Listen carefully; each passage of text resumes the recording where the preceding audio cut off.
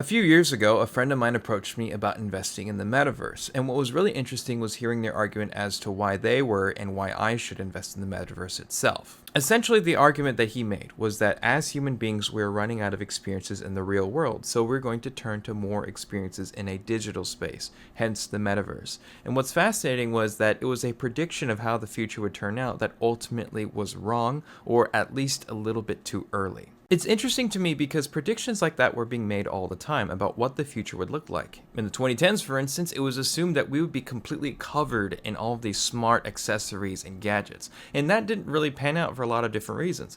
For instance, I have the Meta Ray-Ban sunglasses. I just never really use these, and the reason why is because every single type of smart device that you have as an accessory is another thing that you need to charge, update, pair, and maintain, and that just isn't really sustainable over time. What's also interesting is social capital because smart accessories don't generate very much. You aren't cooler or more prestigious or more authoritative because you have more smart accessories. It doesn't establish more trust nor credibility either. For instance, people who wear Meta Ray-Ban sunglasses are considered less trustworthy in most social settings because there's concerns that you're going to record them without their permission.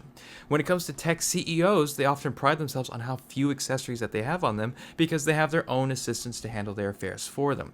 So when it comes to having these smart accessories, there isn't very much reason for people to wear all of them all the time because ultimately it doesn't generate very much value in return. So you apply that same logic and reasoning to the metaverse. Why are people on the metaverse? Do they gain any type of social capital from being on the metaverse? Are they able to connect with and communicate with people that they can't communicate with otherwise? Are they able to have fun and engage with people in the metaverse in ways that you can't get in real life or through things such as iMessage games like chess? There's also the problem of accessibility. The metaverse is done in VR, and VR is exhausting for lots of people. Most people don't have access to VR equipment, nor do they know how to operate it, and social media is a low-cost, low-effort way to engage with people online. So the prediction was that people would run out of things to do in real life, therefore they would turn to a virtual world. But it didn't pan out because we ended up spending so much more time on our phones, with our screen time jumping up dramatically, to where it created more demand for the real world because a lot of things that we used to take for granted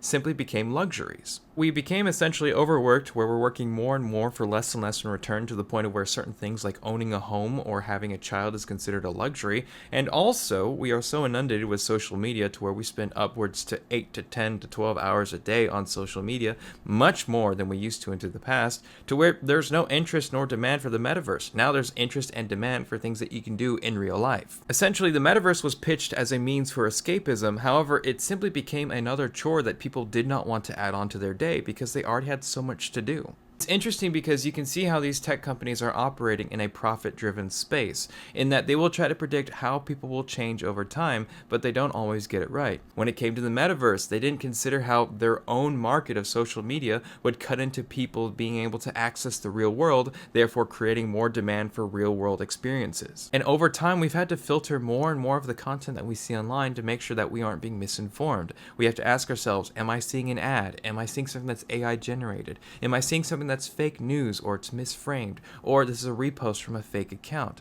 This makes the internet less and less appealing over time. I wouldn't be surprised at all in the future, 5 to 10 years from now, it is a luxury or it's considered a status symbol to not be online at all. But overall, what do you think? Do you think that Meta misunderstood people's motivations, or they were simply just out of touch with people's needs? Do you think that tech companies are doing anything specifically right now in prediction for the future? And do you think they're going to get it right, or if they're going to get it wrong? I'd like to hear what you have to say.